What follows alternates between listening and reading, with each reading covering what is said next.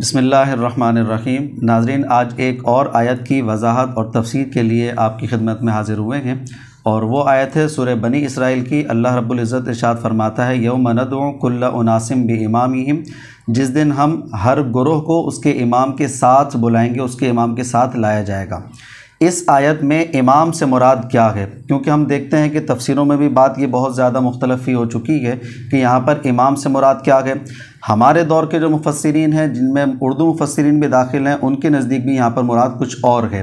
اس کی مراد کیا ہے اس کا آج انشاءاللہ تجزیہ کرتے ہیں اور مفتی صاحب سے ان کی رائے لینے کی کوشش کرتے ہیں، اور حقیقت میں اس کا نتیجہ قرآن کے مطابق کیا ہونا چاہیے اس کی بھی انشاءاللہ ہم وضاحت کریں گے۔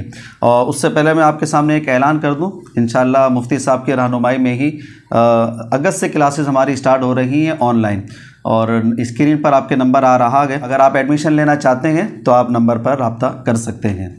اچھا سر، سورہ بنی اسرائیل کی آیت پاک ہے، آیت نمبر 71 ہے، جس میں اللہ رب العزت نے قیامت کا منظر ایک بیان فرمایا ہے کہ قیامت میں ہم تمہیں ہر ایک گروہ کو اس کے امام کے ساتھ لے کر آئیں گے۔ اب یہاں پر امام کے لفظ پہ تھوڑا جھگڑا پڑ گیا ہے، کتابوں میں بھی دیکھتے ہیں تو بات کچھ بکھری ہوئی نظر آتی ہے، اور آج کل کے دور میں دیکھتے ہیں بیانات سنتے ہیں تب بھی یہ بات کوئی بکھری ہوئی نظر آتی ہے۔ امام سے مراد کیا ہے؟ اگر ہم دیکھتے ہیں تو ماضی میں جو عربی کتب ہیں اس کے اندر بعضوں نے اس امام سے مراد کہا کہ جناب یہ امام کی جمع ہے، یہ ہم پر مراد ہے کہ ماؤں کے ساتھ بلایا جائے گا، ماؤں کے نام سے بلایا جائے گا۔ اچھا، بعضوں کو دیکھتے ہیں کہ جیسے اہل تشیع حضرات کا اگر میں آپ سے ذکر کروں تو اہل تشیع کے نزدیک یہاں پر مراد ہے وہ امام جو منصوص من اللہ ہو، جو اللہ کی طرف سے ہی بھیجا گیا ہو، اور ہر دور میں وہ آتے رہتے ہیں کیونکہ ان کے امامت کا تصور ہے، اس لیے وہ یہاں سے یہ مراد لے لیتے ہیں۔ اچھا، اہل سنت کی طرف آتے ہیں تو تدبر قرآن پڑھنے یا بیان القرآن پڑھنے ڈاکٹر اسرار احمد صاحب کی، ان کے نزدیک یہاں پر مراد ہر دور کا جو پیشوا ہوتا ہے، مقتدا ہوتا ہے، وہ مراد ہے۔ اب یہ مختلف رائے ہمارے سامنے آ جاتی ہیں اور بڑی بات پھیل جاتی ہے۔ مسلمان ہے، اللہ کے کلام کی مراد کو پہنچنا چاہتا ہے کہ یہاں پر مراد کیا ہے تاکہ میں اسی طریقے سے تیاری کروں، وہی معنی مراد لوں۔ تو اب آپ سے وضاحت یہ چاہیے کہ اس آیت پاک میں امام سے مراد کیا لیا جاتا ہے؟ دیکھیں، امام سے کیا مراد، اتنے زیادہ مراد آپ نے بتا تو دیے، کسی نے یہ مراد لیا، دوسرے نے یہ مراد لیا، چوتھے نے یہ مراد لیا، تو یہ مرادیں ہی ہیں۔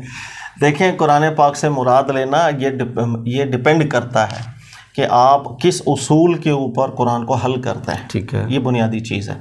جب تک آپ کے اصول متعین نہ ہو، اصول ٹھیک نہ ہو، تو قرآن پاک سے کسی بھی آیت کو پڑھ کے کوئی بھی نتیجہ کوئی بھی نکال دے۔ صحیح ہے، اور یہی وہ وجہ ہے، آپ دیکھیں گے کہ ہمارے یہاں جو مختلف آپ دیکھیں فرقے بن چکے ہیں، افکار بن چکی ہیں، تو ہر بندہ قرآن ہی پیش کر رہا ہے نا، لیکن اس قرآن سے مراد کیا لے رہا ہے، وہ جو آپ کو یعنی سورہ کبریٰ ملا کر کے دے گا از اکول ٹو وہی نتیجہ آپ نکالتے ہیں۔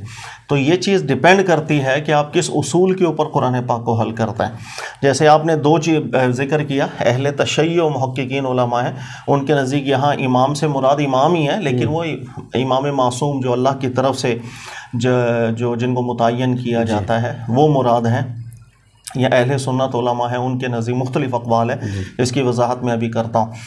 تو یہاں پر بنیادی چیز یہ ہے کہ اصول استدلال میں فرق ہے، ان کے بھی، اہل تشیع محققین علماء کے اور اہل سنت علماء کے۔ صحیح، وہ میں تھوڑا سا سمجھانے کی کوشش کرتا ہوں۔ جیسے دیکھیے گا، اہل سنت محققین علماء کرام کا متفق علیہ ضابطہ ہے کہ اگر کبھی قرآن پاک نے کوئی بھی بات ذکر کی، کوئی بھی بات قرآن پاک میں ذکر ہوئی اور اس کی اگر تفصیل ہمیں قرآن سے ہی مل جاتی ہے، اس کی وضاحت ہمیں قرآن سے مل جاتی ہے، جسے تفسیر القرآن بالقرآن کہا جاتا ہے، قرآن کی وضاحت قرآن سے مل گئی، اس کے بعد ہم کسی اور تفسیر کو ترجیح ہی نہیں دے سکتے۔ ٹھیک ہے، سب سے اول درجے کی تفسیر ہوتی ہے تفسیر القرآن بالقرآن۔ یہ جو ہے ہمارے نزدیک، اہل سنت محققین کے نزدیک، ایک متفق علیہ ضابطہ ہے۔ اچھا، وہ الگ بات ہے کہ اپلائی کرتے ہوئے کسی کی توجہ نہیں جاتی ہے، مطلب کہ یہاں قرآن اپنی تفسیر خود کر رہا ہے، کسی کی توجہ نہیں گئی، نتیجہ الگ ہو گیا، وہ ایک الگ بات ہے، لیکن اصول کی حیثیت میں یہ متفق بات ہے۔ ٹھیک ہے،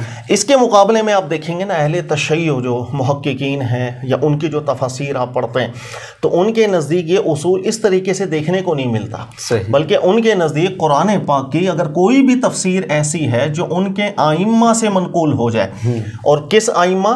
وہ ائمہ کے جن کو یہ منصوص سمجھتے ہیں کہ جو 12 امام ہیں، جیسے دیگر تو جب یہاں سے کوئی تفسیر مل جائے پھر وہ عدول جائز ہی نہیں سمجھتے. صحیح سند کے ساتھ اگر کوئی بھی تفسیر ان کے ائمہ سے منقول ہو، چاہے اللہ کے نبی علیہ السلام تک اس کی سند جاتی ہو یا نہ جاتی ہو، اس سے کوئی تعلق نہیں. مثال کے طور پر جیسے امام جعفر صادق ہیں رحمۃ اللہ تعالیٰ علیہ، اگر امام جعفر صادق ان سے کوئی ایک صحیح سند کی ان کو بات مل جائے کہ قرآن پاک کی کوئی تفسیر انہوں نے کی ہے، تو اس کے آگے اگرچہ وہ سند نبی پاک علیہ السلام تک نہ جائے، لیکن یہ اس سے پھر عدول نہیں کریں گے. وہ کہیں گے بس یہی متعین ہو چکا ہے قرآن پاک کا معنی، اس سے ہم آگے پیچھے نہیں ہوں گے. زیادہ تر جو رجحان اہل تشیع تفاسیر کا یا ان کے جو نقطہ نظر بنتے ہیں، اس سے یہ چیز آرام سے آپ مفہوم کر سکتے ہیں. تو یہ جو اصول استدلال میں فرق ہے، اس بنیاد پر نتائج الگ ہو جاتے ہیں. تو اس کے اندر آپ دیکھیں آپ کا منہج کیا ہے. اگر قرآن اپنی تفسیر خود کر دے، آپ اس کو انف سمجھیں گے تو ٹھیک ہے، آپ کا نقطہ نظر الگ ہو جائے گا. لیکن آپ کو لگتا ہے کہ نہیں، اگر کوئی روایت ایسی آتی ہے جو ائمہ سے منقول ہو اور پھر ہمیں عدول نہیں کرنا چاہیے، تو یہ دو راہیں بن جاتی ہیں اور دونوں سے پھر نتائج میں فرق آ جاتا ہے. ٹھیک ہے، یہاں تک تو یہ اصول کلیئر ہو گیا اور اچھے طریقے سے بات سمجھ میں آ گئی، دونوں کے مستدل الگ الگ ہیں. اچھا، یہاں پر مسئلہ یہ آتا ہے کہ دوسری صدی ہجری کے ہی دیکھتے ہیں محمد بن کعب، وہ اپنی تفسیر میں لے کر آتے ہیں کہ جناب امام یہ کی جمع ہے، ماں کو کہتے ہیں، لہذا اس آیت کا معنی یہ بنے گا کہ ہر شخص اپنی ماں کے ساتھ ہی بلایا جائے گا. تو یہ تفسیر بھی ہماری تفسیروں میں آئی ہوئی ہے، یہ درست ہے؟ تفسیر کے اندر آنا یہ چیز قابل مطلب ضروری نہیں جو چیز تفسیر میں لکھ دی گئی ہے وہ قابل اعتماد ہے یا اس پر عمل کر لیں یا اللہ کی مراد بنا لیں، ایسا نہیں ہے. مختلف نظریات سامنے آتے ہیں، مختلف تحقیقات آتی ہیں جس کو علماء لکھتے ہیں پھر رد بھی کر کے چلے جاتے ہیں. مثال کے طور پر جیسے محمد بن کعب کے حوالے سے آپ نے ذکر کیا کہ یہ ذکر کرتے ہیں کہ میں تھوڑی سی لکھ کے وضاحت کر دیتا ہوں کہ جیسے امام کا جو لفظ ہے کہ ہر ایک کو امام کے ساتھ بلایا جائے گا، تو امام کی جمع ہے، کہتے ہیں ماں کو. تو اصل میں آیت کا مطلب یہ ہے کہ بروز قیامت جو ہے ماؤں کے ساتھ پکارا جائے گا ہمیں کہ اے فلانی کے بیٹے.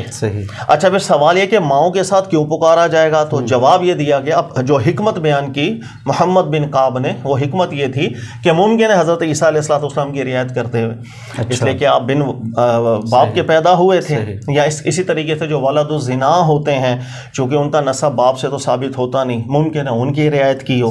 تو یہ کچھ چیزیں تھیں جو محمد بن کعب سے مروی ہو گئی ہیں. لیکن جتنے بھی محققین علماء ہیں انہوں نے نقل ضرور کیا ہے محمد بن کعب کی اس بات کو، لیکن رد کر دیا ساتھ ہی. جیسے آپ محقق ابن کثیر کو دیکھیں، انہوں نے بھی اس کو لکھا، نقل کیا، کہا کہ نہیں، قابل اعتبار چیز نہیں ہے. اسی طریقے سے آپ کشاف کو پڑھیں گے تو مصنف جو ہیں علامہ زمخشری رحمۃ اللہ تعالی علیہ، انہوں نے ذکر کیا کہ یہ جو تفسیر ہے اس کو ہم تفسیری بدعت قرار دیں تو بالکل ٹھیک ہے. یعنی ایک بدعت کی حیثیت رکھتا ہے. اسی طرح محقق حلبی کو دیکھیں تفسیر کے اندر، اسی پر حاشیہ انہوں نے لکھا تھا کشاف کے اوپر، انہوں نے بھی ذکر کیا کہ یہ تفسیری بدعت اس لیے بنتی ہے کہ عربی لغت جاننے والا جانتا ہے کہ کی جگہ امام آتی ہی نہیں ہے. تو لغت عرب کا اس سے کوئی تعلق نہیں ہے، لہذا جب تعلق ہی نہیں ہے تو جتنی مرضی آپ تفسیریں بناتے چلے جائیں، اس کا بھی کوئی اعتبار نہیں ہوگا. اس لیے یہ تفسیر نقل ضرور ہوئی ہے لیکن بالکل رد ہو جاتی ہے.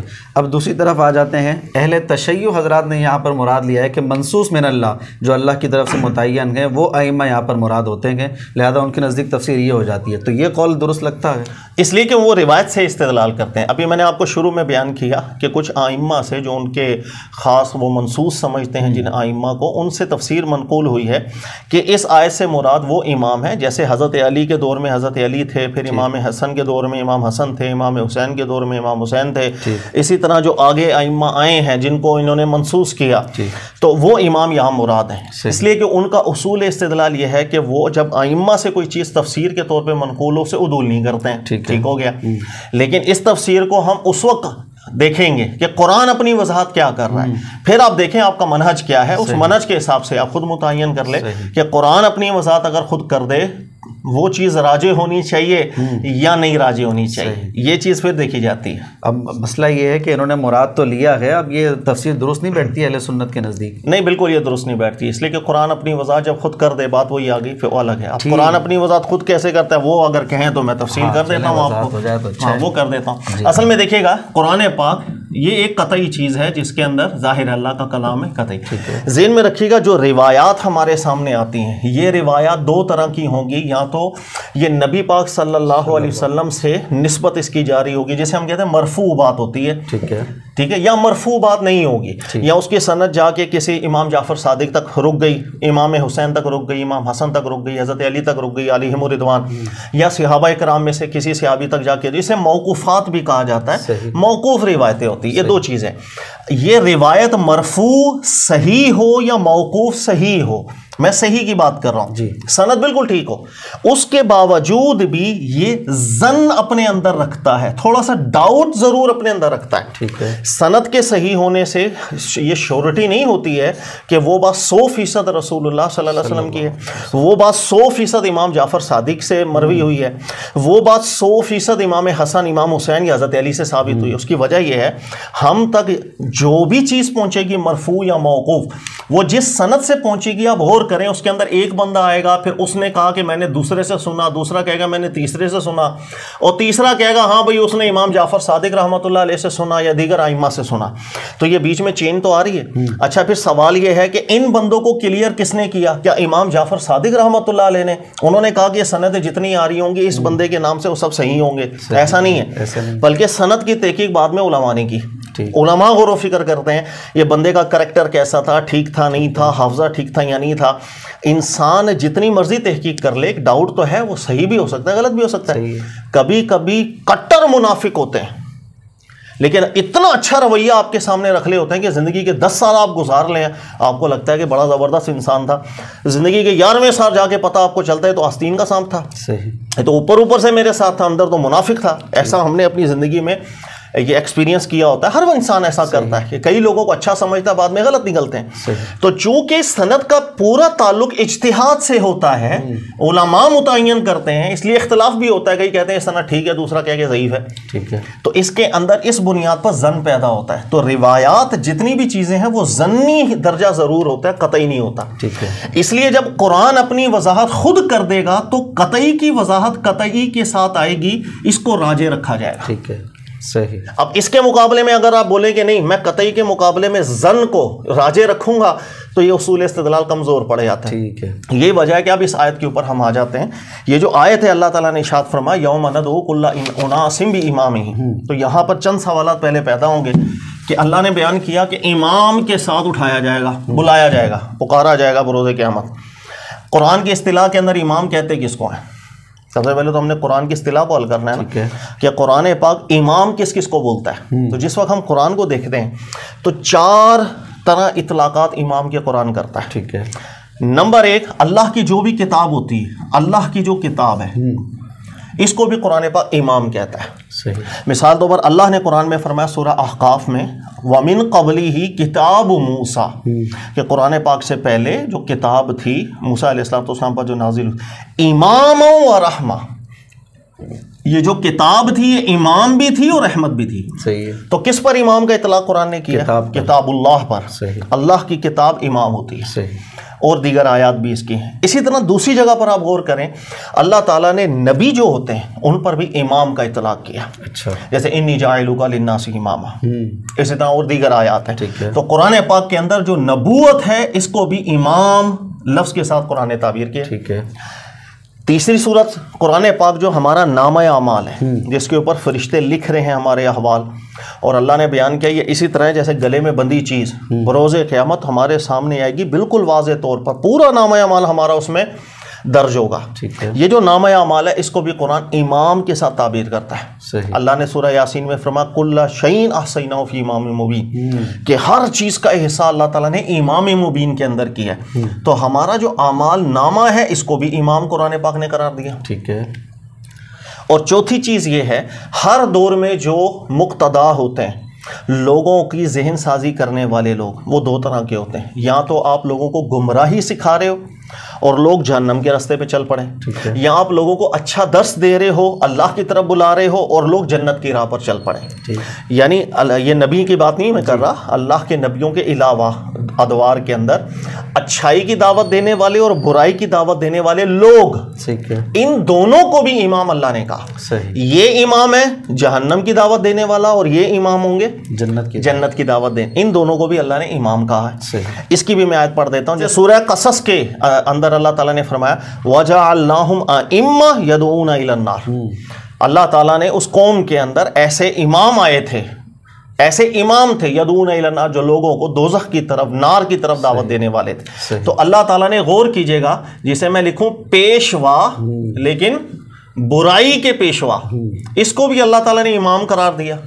اور اسی طریقے سے آپ دیکھیے گا سورہ قصص کے اندر یہ اللہ فرماتے ہیں وَنُرِيدُ أَن نَّمُنَّ عَلَى الَّذِينَ اسْتُضْعِفُوا فِي الْأَرْضِ وَنَجْعَلَهُمْ أَئِمَّةً وَنَجْعَلَهُمُ الْوَارِثِينَ کہ اللہ تعالیٰ نے احسان کیا بنی اسرائیل پر اور ان کو جو غلامی کے اندر جکڑے ہوئے تھے نکالا, اور اللہ نے ارادہ کیا کہ ان کو امام بنایا جائے تاکہ یہ اللہ کی طرف بلانے والے لوگ بنے. تو یہاں پر جو پیشوا ہے اب غور کریں, یعنی اسی کو میں لکھ دوں وہ پیشوا کہ جو جنت کی طرف بلانے والے ہیں ان کو بھی اللہ نے امام قرار دیا. تو یہ 4 چیزوں کے پر قرآن پاک نے امام کا اطلاق کیا ہے. اللہ کی کتاب بھی امام ہوتی ہے, اللہ کے نبی بھی امام ہوتے ہیں, نامہ اعمال ہمارا وہ بھی امام ہے, ٹھیک ہے, اور اچھے اور برے پیشوا بھی امام ہے. یہ 4 چیزیں امام. اچھا اب سوال یہ پیدا ہوا یوم ندعو کل اناس بامامہم کہ بروز قیامت ہمیں امام کے ساتھ پکارا جائے گا, یا امام سے کیا مراد ہے؟ صرف احتمالات دیکھیں تو یہ بھی ہو سکتا ہے کہ ہمیں قرآن پاک کے نام سے پکارا جائے, ہر جو قوم گزری ہے ان کو ان کی کتاب کے نام سے پکارا جائے, یہ بھی ہو سکتا ہے.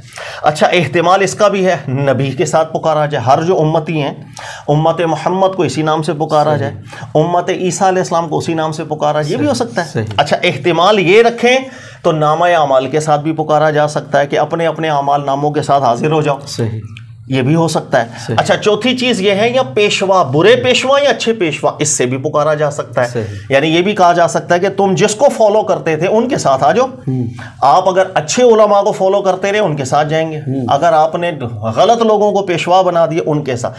تو یہ 4 چیزوں کا احتمال اس آیت میں پیدا ہو جاتا ہے, اس لیے کہ یہاں امام کا ذکر ہے. سوال یہ ہے کہ اس آیت میں یوم ندعو کل اناس بامامہم اس کو مراد لیا جائے, یہ بھی احتمال ہے, اس کو لیا جائے احتمالات 4 تھے, لیکن قرآن پاک خود متعین کر دیتا ہے کہ اس آیت کے اندر مراد نامہ اعمال ہے.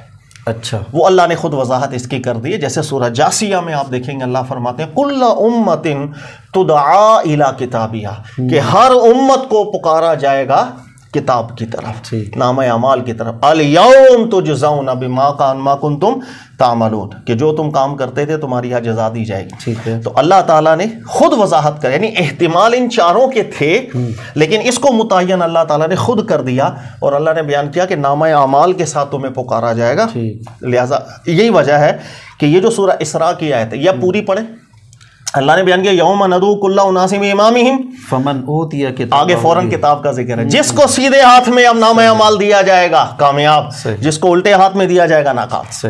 یعنی خود سوق آیت بھی اشارہ دے رہا ہے کہ نامہ اعمال مراد ہے. نمبر 2 خود قرآن دیگر جگہوں پر وضاحت بھی کر رہا ہے کہ کل امت تدعا الی کتابہا, نامہ اعمال کی طرف ہی پکارا جائے گا ان کو. لہٰذا قرآن اپنی وضاحت جب خود کر رہا ہے, احتمالات زیادہ تھے, متعین قرآن جب کر دے گا وہ راجع ہو جاتا ہے. یہی وجہ ہے کہ اگر آپ دیکھیں گے محقق ابن کثیر کو انہوں نے بھی اسی کو ترجیح دی. اسی طرح محقق شیخ ابن تیمیہ کے جو شاگرد ہیں ابن القیم صاحب اسی کو ترجیح دی. اس کے علاوہ آپ دیکھیں گے علامہ محقق شنقیطی صاحب اسی کو ترجیح دے کے گئے. محمد بن صالح عثیمین صاحب نے بھی اسی کو ترجیح دی کہ قرآن اپنی وضاحت خود کر رہا ہے, پھر وہ سب سے بہترین تشریح کہلاتی ہے. لہٰذا یہ ہے وہ خلاصہ پوری اس بحث کا. تو جو یہاں پر بعضوں نے پیشوا مراد لیا تھا وہ بھی معنی درست نہیں بیٹھ رہا ہے. احتمال ضرور ہے, یہ بھی احتمال بالکل بنتا ہے اس کا, اور اس کے اندر کوئی غلط چیز نہیں ہے. لیکن بات یہ کہ قرآن اپنی تفسیر خود کر دے, پھر ہم نے ترجیح کس کو دینی ہے. دیکھو یہ بات بالکل ٹھیک ہے بروز قیامت پیشواؤں کے ساتھ بلا دیا جائے, او بھائی فلاں کو فالو کرنے والے, اس میں کوئی بات بعید نہیں ہے, قرآن سے متعارض کوئی بات بھی نہیں ہے, ٹھیک ہے نا, بلکہ اس کی سپورٹیو چیزیں بھی قرآن میں موجود ہے. جیسے بھائی اللہ تعالیٰ نے کفار کا قول نقل کیا, ربنا اطعنا سادتنا وکبرانا, اللہ تعالیٰ ہم ان بڑوں کی پیروی کرتے رہے تھے, اللہ ان کو ڈبل عذاب دینا, تو ان کا اپنے پیشواؤں کے ساتھ وہاں مکالمہ ہوگا. اسی طریقے سے غور کیجئے گا جب بروز قیامت فیصلہ ہوگا تو سامنے اللہ کی کتاب بھی رکھی جائے گی, انبیاء کو بھی بلایا جائے گا, اور امت کے نیک پیشوا سب کو بلایا جائے گا, اور نامہ اعمال بھی رکھا جائے گا. یہ 4 چیزیں سامنے رکھ کے پھر سب کا فیصلہ کیا جائے گا. اس چیز کو بھی اللہ نے قرآن پاک میں ذکر کیا, وَأَشْرَقَتِ الْأَرْضُ بِنُورِ رَبِّهَا کہ اس وقت اللہ کے نور سے ایک روشنی ہوگی, سورج چاند کی روشنی نہیں, خاص ایک روشنی ہوگی. پھر اللہ نے فرمایا وَوُضِعَ الْكِتَابُ کتاب بھی رکھی جائے گی, وَجِیَ بِالنَّبِیِّینَ انبیاء بھی وہاں تشریف فرما ہوں گے, اور والشہداء، اور پیشوا جو ہیں ان سب کو بلایا جائے گا، صحیح، وقضی بینہم بالحق، اور سب کے درمیان پھر حق کے ساتھ فیصلہ کیا جائے گا. تو بروز قیامت جو فیصلہ ہوگا وہ اللہ نے متعین کر دیا، وہاں کتاب بھی ہوگی، انبیاء بھی تشریف فرما ہوں گے، شہداء بھی ہوں گے، ان کے ساتھ ہی فیصلہ ہوگا. لہٰذا فیصلے کے ٹائم یہ سب وہاں تشریف فرما ہوں گے، لیکن یہ جو پکارنے کی بات ہے، جو ندا لگائی جائے گی، اس سے کیا مراد ہے؟ احتمالات سب تھے، متعین وہ ہوگا جس کی قرآن وضاحت کر دے. لہٰذا ہمیں کہنا چاہیے کہ اعمال نامہ کے ساتھ ہی ندا کی جائے گی، اور یہی سیاق کلام بھی اس کا قرینہ ہے، اور دیگر جگہ اللہ تعالیٰ نے خود وضاحت بھی کر. ٹھیک ہے سر، یہ آپ نے انتہائی خوبصورت اور احسن طریقے سے بات سمجھائی، اچھے طریقے سے سمجھ میں بھی آ گئی، یقیناً ناظرین کو بھی سمجھ میں آئی ہوگی. اب یہاں پر ایک چھوٹا سا سوال میرے ذہن میں آتا ہے، وہ یہ کہ پھر مختلف مسالک کے علماء کے بیانات الگ کیوں ہوتے ہیں؟ یعنی کوئی کہتا ہے جناب اس سے مراد یہ ہے، فلاں تفسیر میں لکھا ہوا ہے، جا کے پڑھ لو. ایک کہتا ہے اس سے مراد یہ ہے، فلاں تفسیر میں لکھا ہوا ہے. اہل سنت کے ہی میں علماء کی بات کر رہا ہوں، تو وہ الگ الگ حوالے دیتے ہیں، حوالے بھی دے رہے ہیں کتابوں کے، اور وہاں پہ جا کے دیکھیں تو حوالے ملتے بھی ہیں. پھر یہ بات کیا کمزوری ہے اہل علم کی، یا پڑھنے والوں کی، یا بیانات کرنے والوں کی، کہ وہ ایک کتاب پہ پڑھتے ہیں، چاروں قول ایک جگہ نہیں مل رہے، وہ ایک قول کو لیں گے، وہ کہیں گے فلاں مفسر نے یہ مراد لیا لہذا اللہ کی مراد یہ. تو اس طریقے سے غلط علم پھر باہر آتا ہے. تو طالب علموں کو کس طریقے سے سمجھایا جائے؟ بات وہی آ گئی کہ آپ کے اصول کیسے ہیں، کہ اگر آپ اختلافات میں پھنستے ہو تو نکلتے کیسے ہو.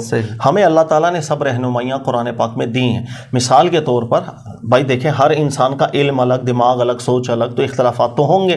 اور اختلافات ہو جانا، علمی اختلافات ہو جانے کو برائی کی بات نہیں ہوتی.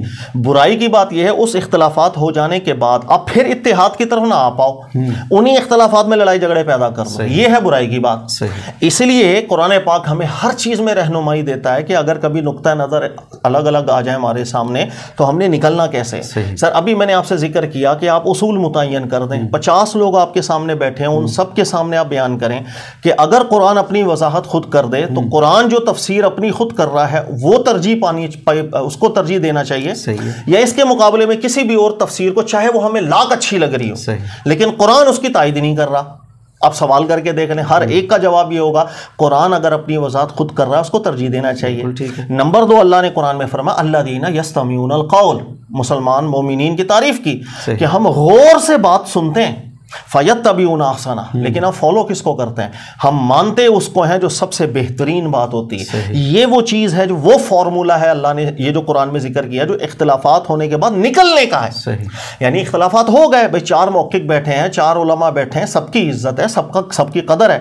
اس نے مثلا نتیجہ نکالا A B C D، 4 نتیجے آپ کے سامنے آ گئے، تو اب میں چاروں نتیجوں پہ لڑتا چلا جاؤں، ہمیشہ بولوں بھائی A ٹھیک ہے، دوسرا بولے B ٹھیک ہے، C، یا میں نے اسے نکلنا ہے. تو نکلنے کے لیے اللہ نے ذکر کر دیا فیتبعون احسنہ، چاروں کے دلائل میں غور کر کے دیکھیں گے وزن کس کا سب سے زیادہ ہے. جس کا بھی وزن زیادہ ہوگا دلیل میں اس کو ترجیح دی جائے گی. پھر ہم نقطہ اتفاق کی طرف آ جائیں گے. تو اختلافات بھی ہوتے ہیں، اتفاقات پھر ہوتے ہیں. ہمارے یہاں بدقسمتی سے صرف اختلافات ہوتے ہیں، پھر اس اختلافات کے بعد ہر فرقہ اور ہر فکر اپنے نظریے کو لے کر کے آگے چل پڑے گی.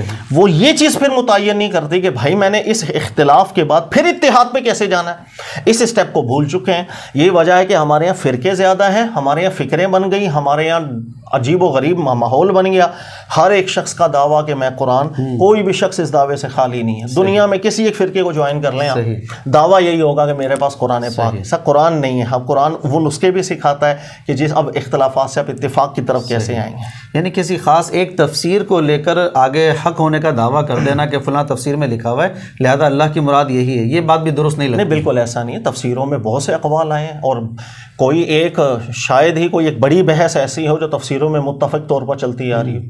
اس تفسیر والے نے فلاں کو ترجیح دی، دوسرے نے الگ کو دی، تیسرے نے الگ کو دی، چوتھے کو الگ نے دی. ہم نے تو دیکھنا کون سی بات قرآن کے زیادہ مطابق. قرآن کی تفسیر ہو، حدیث ہو یا فقہ ہو، ان تینوں کے اندر متفق کا ضابطہ ہے. جیسے فقہ کے اندر بھی ضابطہ ہے کہ اقوال الگ الگ ملتے ہیں، تحقیقات الگ الگ ملتی ہیں. یعنی ایک ہی مسئلہ اگر آپ فقہ کی کتب پڑھیں تو جائز، ناجائز، حرام، حلال، واجب، مستحب، ہر درجے کے اختلافات ملیں گے.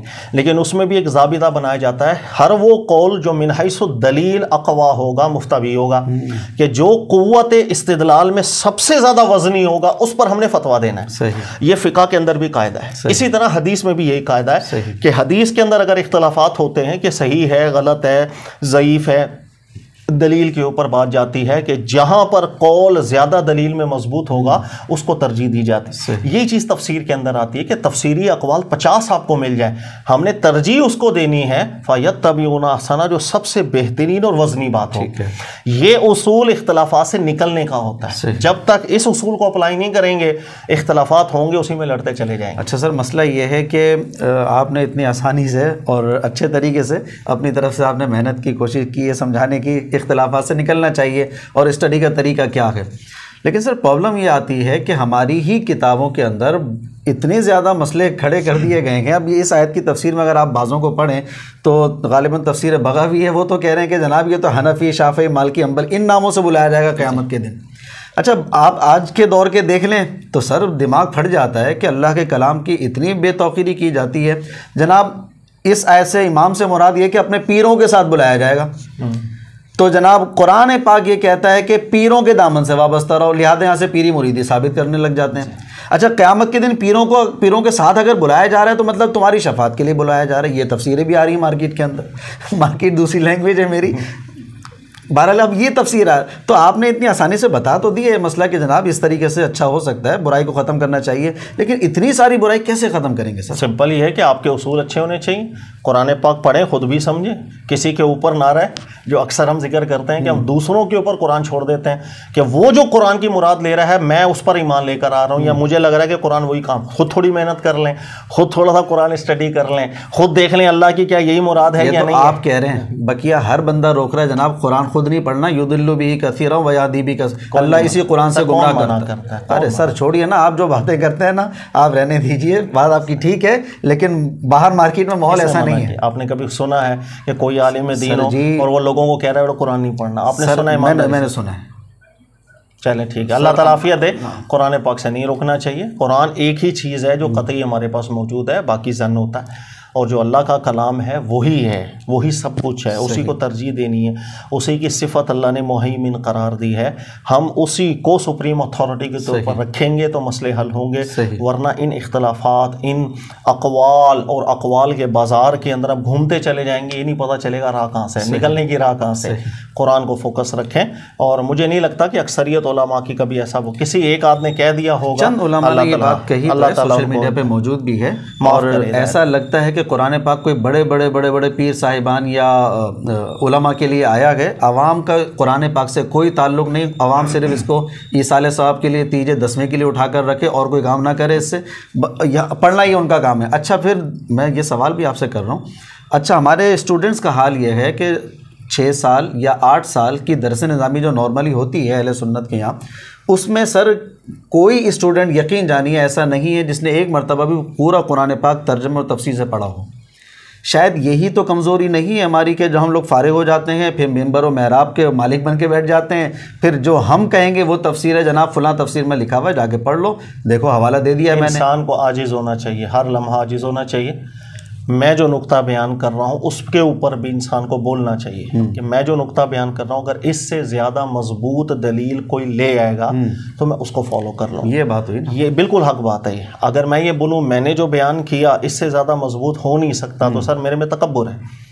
ہاں میں نے ایک بات کی, قرآن نے اپنی وضاحت خود کی ہے, اب آپ یہ بتا دیں کہ ہاں یہاں پر قرآن نے اپنی وضاحت اس طرح نہیں کی, کسی اور طرح کی ہے. سر اب یقین کریں سب سے پہلے ماننے والا میں ہو جاؤں گا. اللہ کے نبی صلی اللہ علیہ وسلم نے اہل کتاب کے سامنے اللہ نے قرآن میں فرمایا کہ آپ فرما دیجئے کہ پہلے امام کتاب تھی تورات, اب ہے قرآن, ان دونوں اماموں سے بڑھ کر کوئی ہدایت تم لے کر آ جاؤ میں اس کو فالو کر لوں گا. صحیح بات. سر بات یہ کہ جو احسن ہے اس کو فالو آپ نے کرنا ہے. جہاں دلیل کی مضبوطی ہے, 50 نظریات 2 سال پہلے ہمارے تھے, 4 سال پہلے بھی ہمارے تھے, اس میں تبدیلی آئی, رجوع کیا اور اساتذہ سے بیٹھتے ہیں, ملاقاتیں ہوتی ہیں. بات یہ کہ یہ وزنی قول ہے, قرآن اس کے اوپر قرآن کھڑا خلاص. پھر ہم نہیں دیکھتے کہ کسی مفسر کا قول ہے یا کسی محقق یا مجتہد کا قول ہے. سر اللہ کا قول ہے, یا اللہ کی بات ہے اس کو آپ نے ترجیح دینی ہے. میں کسی امام سے وہ محبت نہیں کر سکتا جو میری اللہ سے محبت. بالکل ٹھیک. میں کسی امام اور کسی مجتہد کو مہیمن کا درجہ نہیں دے سکتا, میں نے قرآن کو مہیمن کا درجہ دینا. یہ وہ چیزیں جو ہماری بنیادی ٹھیک ہوں گی تو ٹھیک چلیں گی انشاءاللہ تعالیٰ. آگے امید ہے اللہ سے. ٹھیک ہے سر، بہت شکریہ، یہ بات اچھے طریقے سے پورا موضوع تقریباً سمجھ میں آ گیا ہے، اور آیتوں کو جو آپ نے حوالے کے ساتھ پیش کیا گیا، ناظرین اور سامعین کو بھی بہت اچھے طریقے سے سمجھ میں آ گئی ہوگی۔ آخر میں ایک دفعہ اعلان پھر آپ کے سامنے کر دوں، ہمارا ادارہ مفتی صاحب کی خدمات لے رہا ہے، اور موقع ہے، غنیمت ہے، اس کو سمجھیے۔ انشاءاللہ اگست سے ہماری ایک اور کلاس اسٹارٹ ہو رہی ہے اصول استدلال کے حوالے سے ہی، آن لائن کورس ہوگا۔ اگر آپ اس میں اپنا ایڈمیشن لینا چاہتے ہیں تو اسکرین پر آپ کے نمبر آ رہا ہے، آپ اپنا ایڈمیشن کنفرم کروا سکتے ہیں۔